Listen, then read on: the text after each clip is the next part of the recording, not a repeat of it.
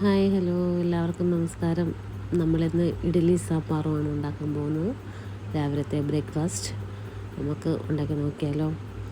അതിനായി നമുക്ക് കുറച്ച് തോമര ഒന്ന് വേവിച്ചെടുക്കാം.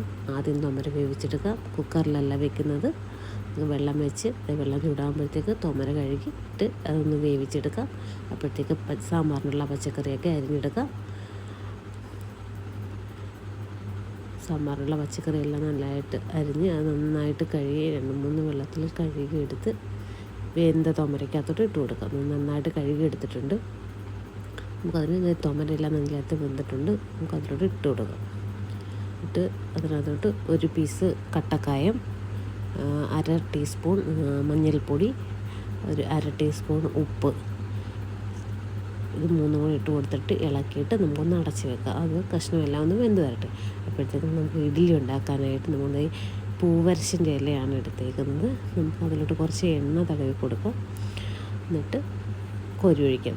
ഇഡ്ഡലി തട്ടിലോട്ട് വെച്ചിട്ട് നമുക്ക് കോരി ഒഴിക്കാം. കോരി ഒഴിച്ച് നമുക്കൊന്ന് വേവിച്ചെടുക്കാം.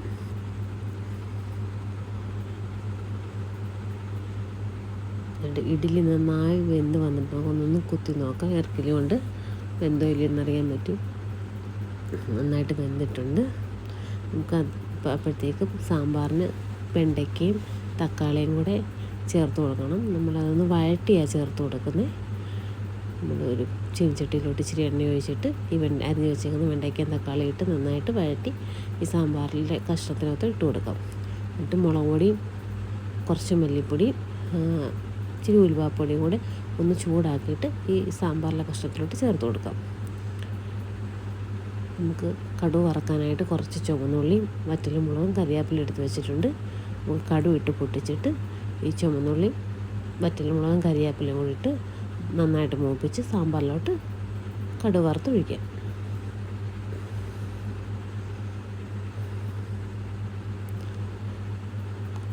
കടുക് വറുത്ത് ഒഴിച്ചിട്ടുണ്ട്.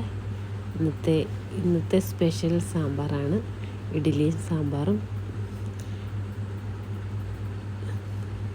ഇപ്പം ആരും ഇങ്ങനെ പൂവരശിലയിലൊന്നും ഉണ്ടാകത്തില്ല.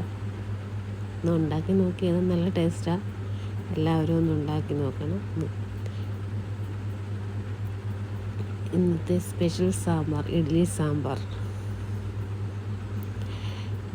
വീഡിയോ ഇഷ്ടമെങ്കിൽ എല്ലാവരും ലൈക്ക് ചെയ്യുക, സപ്പോർട്ട് ചെയ്യുക.